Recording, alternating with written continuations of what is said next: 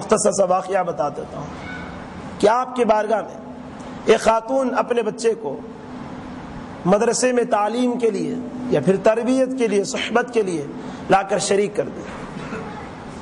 اب وہ چلے گئی، کچھ عرصہ گزرنے کے بعد اپنے بچے کی کیفیت لینے آئی تو کیا دیکھتی ہے کہ بیٹا لڑکا سوکھا لاغر ہو چکا ہے، دبلا پتلا ہو چکا ہے۔ اب یہ شکایت لے کر بارگاہ غوثیت پر پہنچی۔ جب حضور غوث اعظم رضی اللہ عنہ کی بارگاہ میں پہنچتی ہے تو کیا دیکھتی ہے؟ آپ مرغ گوشت تناول فرما رہے ہیں۔ اب تیش میں آئی اور کہنے لگی، اے شیخ، آپ تو مرغ کا گوشت تناول فرما رہے ہیں اور میرا بیٹا جو آپ ہی کے پاس تعلیم حاصل کرتا ہے سوکھی روٹی کھاتا ہوا گزارا کر رہا ہے اور آپ ہی کے مرغ کا گوشت تناول فرما رہے ہیں۔ بس یہ کہنا تھا۔ حضور غوث پاک رضی اللہ تعالیٰ عنہ دسترخوان پر پڑے مرغ کی ہڈیوں کو جمع فرماتے ہیں، پھر حکم دیتے ہیں قم باذن اللہ، اللہ کے حکم سے، اللہ کی اجازت سے زندہ ہو جا۔ فوراً اس میں ان بے جان ہڈیوں میں جان آتی ہے، مرغی کی شکل اختیار کرتی ہے، وہ اڑنے لگتی ہے اور کود کود کر چلنے لگتی ہے۔ یہ خاتون دیکھ کر حیرت میں رہ گئی۔ اب غوث اعظم رضی اللہ عنہ فرماتے ہیں، غوث اعظم، کہ تیرا بیٹا، تیرا لڑکا جب میرے مقام کو پہنچے تب اس کو بھی ایسے ہی کھانے کا حق ہوگا۔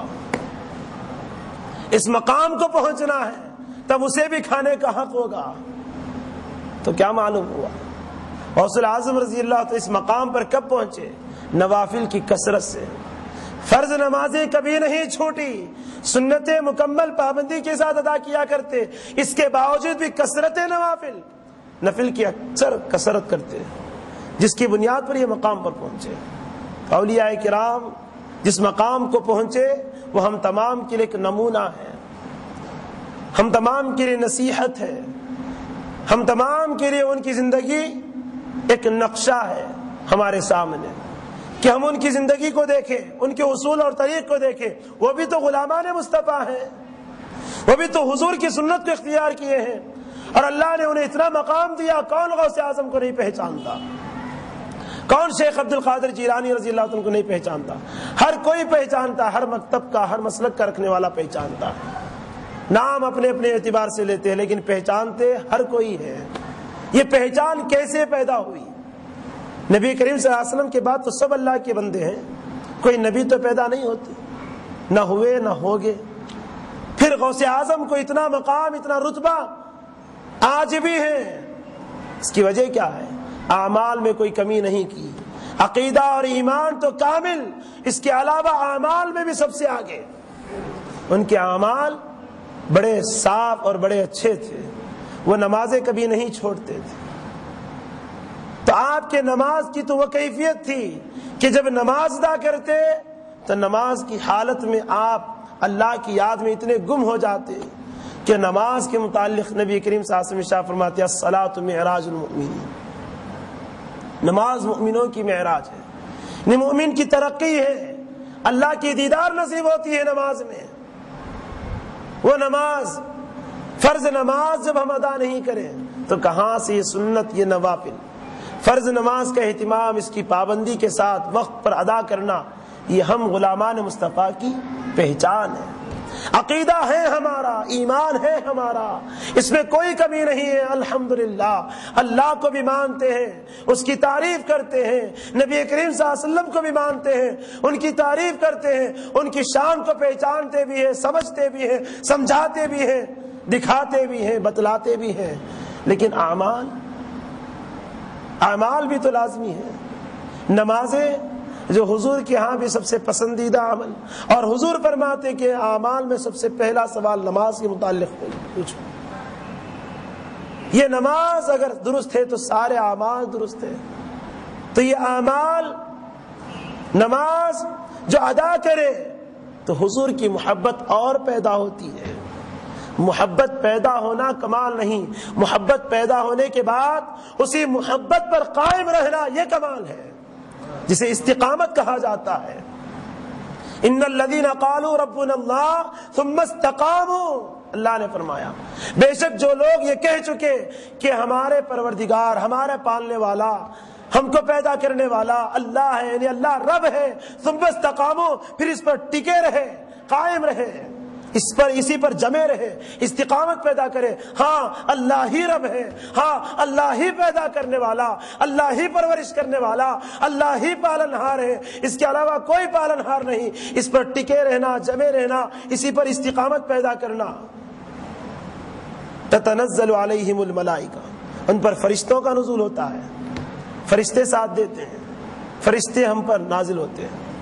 اللہ تخافوا ولا تحزنوا، اور کوئی خوف نہیں، کوئی ڈر نہیں، یعنی کوئی غم نہیں، حزن نہیں۔ یہ مقام کب ملے گا؟ جو عقیدے پر ہیں اس عقیدے پر جمے رہنا ہے، لیکن عقیدے پر ٹکے رہنے کے لیے، جمے رہنے کے لیے عمل لازمی ہے۔ عمل کو اختیار نہیں کریں گے، صرف عقیدے کو اختیار کریں گے تو یہ عقیدہ کی ٹھہراؤ، عقیدہ جمے رہنا، عقیدہ ٹکا ہوا رہنا ضروری نہیں۔ عقیدہ کب بھی برباد ہو سکتا ہے، عقیدہ کب بھی ہم سے ختم ہو سکتا ہے۔ اعمال کی نہ ہونے کی بنیاد پر اعمال بھی ہو تو عقیدہ ویسے ہی برقرار رہے گا۔ آج ہم سنی مسلمانوں میں عقیدہ الحمدللہ بڑے جوش کے ساتھ وارے مارتا ہوا، ٹھاٹے مارتا ہوا نظر آ رہا ہے۔ میلاد النبی کے موقع پر تو ہم نے کیسے پرجوش انداز سے عقیدے کا اظہار کیا۔ گزشتہ درس میں آپ نے حضرت مولانا حبیب احمد الحسینی صاحب سے سماعت فرمائی، انہوں نے بھی جو اشارہ فرمایا، انہوں نے تاکید کی کہ عقیدہ الحمدللہ کامل ہے۔ جو باتیں ہمارے منہ سے نکلے، جو نعرے ہمارے تھے، یہ نعرے درست ہونے کے لیے اعمال کے میدان میں بھی ہم کو سب سے آگے رہنا ہے۔ جس طرح آج اقطاع عالم میں ہمارا عقیدہ حق، ہمارا عقیدہ سچا، عقیدے میں سب سے آگے ہم، تو اسی طرح اعمال میں بھی سب سے آگے ہم رہیں گے، ہمارے اعمال سب سے آگے رہیں گے۔ عقیدے میں بھی ہم پکے ہیں، اعمال میں بھی پکے ہیں، ہمارے اعمال میں کوئی کمی نہیں۔ ارے ہم جب اعمال کو اپناتے ہیں تو یہ عقیدہ رکھتے ہیں کہ مصطفیٰ کے طریقے کو ہم نے اپنایا، اب مولا کا کام ہے، اللہ کا کام ہے کہ وہ اسے قبول کرے یا نہ کرے، لیکن ہم نے تو مصطفیٰ کی ادا کو اپنا لیا ہے، یہ عقیدہ ہمارا ہے۔ قبول کرے یا نہ کرے، ہم نے تو مصطفیٰ کا طریقہ اختیار کیا ہے، ان کی ادا کو ہم نے اپنایا ہے۔ اللہ دیکھے گا بندے کے دل میں یہ بات ہے کہ یہ صرف مصطفیٰ کی ادا کو اپنا رہا ہے، کیوں قبول نہ کروں؟ ضرور قبول کر لیتا ہوں۔ سب سے پہلے انہی کی نمازیں قبول فرماتا ہے جن کے دل میں عظمت مصطفیٰ ہے، سب سے پہلے یہی نمازیں قبول ہوتی ہیں انہی لوگوں کی۔ تو یہ عظمت ہمارے دلوں میں جو ہے اس کا اظہار اعمال کے ذریعے لازمی ہے، ضروری ہے۔ بھائی کوئی چیز ہے ہمارے اندر، کیسے بتائیں گے؟ کوئی دولت مند ہے، لوگ کیسے پہچانیں گے دولت مند کو؟ کاروبار بڑھائے گا، اپنا بنگلہ بنائے گا، محل بنائے گا، بہترین گاڑیاں خریدے گا، بہترین لباس میں رہے گا، ہے دولت ہے تو دکھا رہا ہے۔ کیسے دکھا رہا؟ عملی نمونے پر، عملی طریقے سے، عملی نہج پر اندر جو ہے وہ بتا رہا ہے۔ یہی تو مومن